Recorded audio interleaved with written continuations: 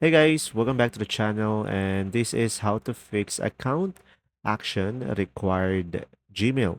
So first thing that you will do is simply go ahead and go to the settings into your phone, and here on the settings just simply scroll down and just simply go for the apps, and after that just simply use the search bar at the top or the search icon, and from here just simply search for Google Play services. So tap on this. And after that, just simply select storage.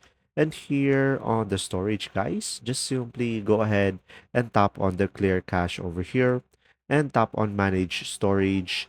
And after that, just simply select clear all data. And from there, you should be able to fix the issue.